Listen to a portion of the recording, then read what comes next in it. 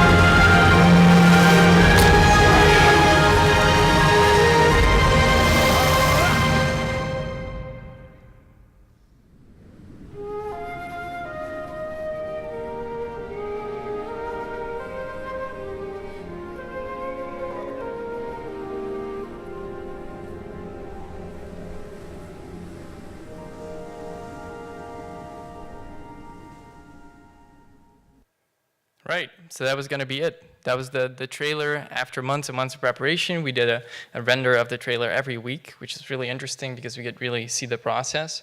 And it was really important that this video gave the right impression of the game. Now, obviously, when you're done with it, there's a lot of things that could be better, etc. But we had to launch because money was running out. But the goal with this was to get 100,000 euros, and that's definitely considered a large crowdfunding goal. But we needed to go big or go home. That's what we thought, because this was our first big project, and we thought, you know, there's no problem if we really can't do this right now. Maybe in the future we can do it, but let's try it with 100,000 euros. Next to that, we also wanted to build a community. We wanted to get a bunch of people that would be really excited about our product, you know, would be really invested, that we could ask for feedback throughout development. And more generally speaking, we wanted to spread the word. We want more people to know about Pine, know about Twirlbound, and just, you know, get the game out there. Now, to get this out of the way, the result was really positive for us. We raised 121,480 euros. So that was really great. We could do our development as planned and even a bit more. We're still going on that money, so that was fantastic. We also got a solid but a very modest community. You know, if we would have gotten 3.5 million and 50,000 backers, it would have kind of gotten out of hand, and we would have had to expand and stuff like that. So this was really perfect for us as a small team. And we also got a more legitimate presence as a company. You know, we had this financial achievement to our name. We got our company name out there and our game name out there. We even got one of those check marks on Twitter, which, you know, it's everyone's life goal in the end, right? But obviously, it's a lot about the process. You know, how did we prepare and how did the campaign go for us? And a lot of these talks and a lot of articles are always about the takeaways. That's probably the most important thing, right? The best practices, the do's and don'ts, the mistakes that were made. And those are extremely useful. We read as many of those as we could. We just tried to get a bunch of knowledge in the research phase as fast as possible. But somewhere along the way, I realized that it can be quite dangerous to pinpoint some specific campaigns and just look at that for your own reference. For example, 2 weeks ago, this article came out, a post-mortem for the Iron Oath. It's a really good article. It's really well written. There's a lot of good tips in there, a lot of mistakes that he describes, and a lot of things they would do differently. And then there's this one sentence. For obvious reasons, weekends are where you'll gain most backers. And that was interesting because for us, that was completely the opposite. And I asked a bunch of other developers, and I actually looked at the numbers, and statistically speaking, weekends are the worst for most game Kickstarters, because Saturdays and Sundays are days on which the whole world actually sleeps in, goes to family, goes play sports, interacts with friends, has parties, etc. So actually, weekends are really bad for our statistics, but apparently for this developer, this was a great thing. So it's really dangerous if you only read this article and go like, okay, I guess the weekends are big, so we put all the effort we can do in the week, and then we'll see what happens. You know, that can be dangerous. So these takeaways are cool and all, and they're really useful, and I urge you, if you want to do a crowdfunding campaign, definitely read as much as you can. But I don't believe too much in the randomness that is sometimes in those articles and talks. Now, what I do believe in is statistics, and I'm not a statistician. I'm not a mathematician either. I'm not even very good with numbers. But there's something about the psychology of statistics that was really important to us, that we also drag out in everything we do in the company. And that it really helped us get through this month, because the month itself is, you know, it's pretty dangerous. It's pretty emotional as well. You know, your whole company future is in here. You know, the near future of your life is going to be in here. You know, can we actually develop this game or not? So statistics helped us get through. So take the following scenario, right? You're 6 people in an office, a very small office, and this is the month of your career so far, right? It's really important. We're 4 days in, and we raised more than 32,000 euros. That's actually a really good start. You know, flying start. Everyone's hyped. There's a big momentum, you know, everything's going up. The second day was even bigger than the first day. Everyone's talking about it, that's great. Then 10 days later, the momentum is kind of sinking in, but nothing changed about our efforts. We're still doing the exact same thing. We're trying to get money every day, tweeting away, trying to reach press, etc. But for some reason, you know, we're flatlining around the 50,000 mark. Now, we're making about 1,500 a day, and if this was a job, I would be really happy, but it's not. We need to get to 100,000 or we have nothing, right? And this drags on. So 10 days later, you know, still more than 20,000 euros to go. And the momentum is really slowing down. And you're doing everything you can, right? 6 days to go, 6 days on the clock. And you're reading articles like these. Alpha Colony fails to meet Kickstarter funding over $28. So you go like, hey, Mom, can you put in $28 just to be sure? I even got texts from friends and family. Like, hey, we're still very proud, you know, you tried your best. You almost got a lot of money. Better luck next time, right?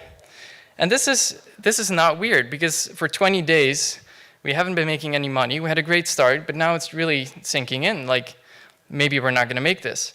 But then there's this statistic. 97% of projects that raise more than 60% of the goal were actually successfully funded. If you're above 60%, and we were at 80 even, there's a 97% chance you're going to make it. And that is if you just do, normal work, and we still had some tricks up our sleeve. In fact, for us at that moment, there was about a 1.93% chance we wouldn't make it. That's a really small chance, actually. And like I said, we still had some stuff on our minds that we could do in the last stretch. So yeah, you're sitting there like this, right? Okay, I guess everything's fine. It doesn't feel fine, but apparently it is. So how is this possible? Now, allow me to do a super small sidestep to some theory. Because the answer can be found in decision weights. It's one of the theories by this brilliant man. His name is Daniel Kahneman. He's a Nobel Prize-winning economist, and not because he's good with numbers, but because he's good with behaviors and decision-making. And one of the things he explains is called the probability effect and the certainty effect. If something has a 0% chance of happening, everyone agrees that's a 0% chance. Same for 100% chance that's bound to happen.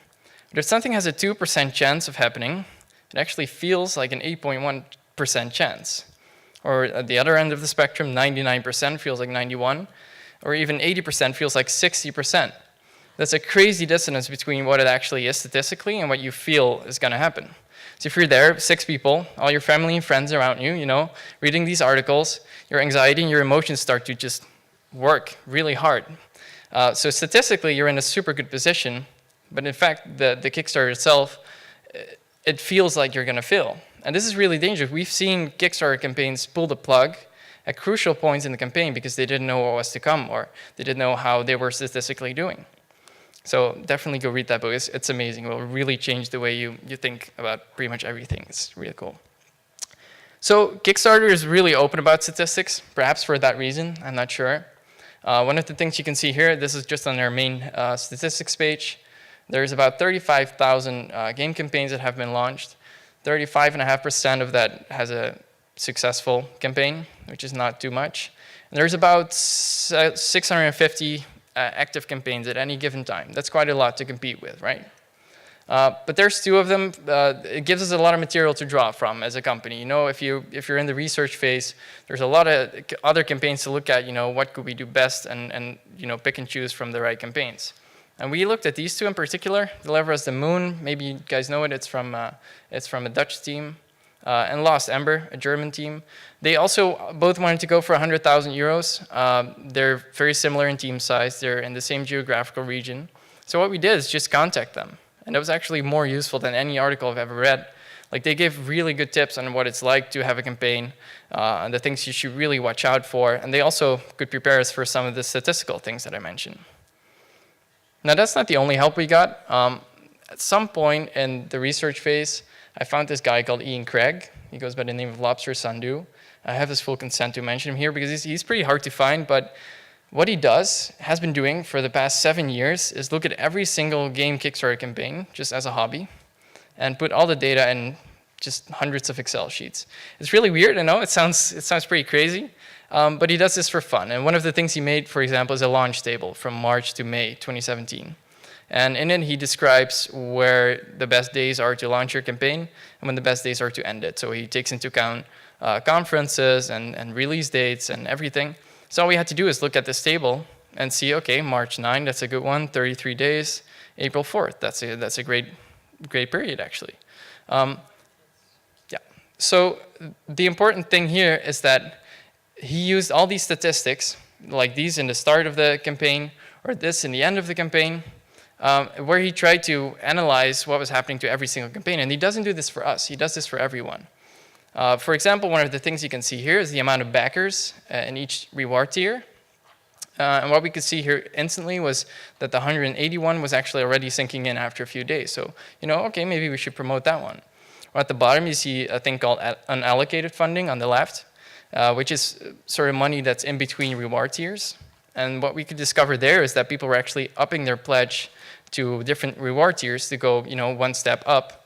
So we were losing money there, and we were seeing it in other places. That was really good to know. So, that's a bit overwhelming because he literally has hundreds and hundreds of these graphs. So, it has no use to try and look at every single one individually. But what you can do is try to find some rules in them, right? And one of those rules is actually milestones, that it's really important to check the health of your campaign based on some milestones. For example, if you're at 30% in the first 48 hours, you're golden. You pretty much are in that region of getting the 97% certainty. Same for 60 days, 10 days before the end, you're really good. And it sounds weird, but this is actually the statistics. Now, there are a lot of websites like KickTrack that keep track of it. This is the Pine KickTrack page. Or this one, for example, this is one that was active when I was making the presentation. This one is trending towards 80% of the goal, which would mean they wouldn't make it, which is a bit sad, right? A lot of flat lines. In the daily data as well, you can see there are some peaks. In several places, they even lost a bit of money. So what they could do is, try and see what caused those peaks and see if they can replicate that for the end. Now, this is the final graph for Pine in the end. We can clearly see some of the things that happened during the presentation, during the campaign. One of them was the launch and a newsletter from Kickstarter that we were in. That's a good launch. Then here's a little dent. We did an Imgur post, got like 500,000 impressions. That was sort of a surprise for us, but that caused a little bump there. And then, of course, the end stretch and another newsletter. And what we found out during research is that this is a very healthy shape of a graph for a Kickstarter campaign. So it goes up at the launch, then it sort of falls flat in the middle, and then it goes up very steeply at the end. Because a lot actually depends on the first 3 and the last 3 days. The middle is slow, but it is always slow for every single campaign.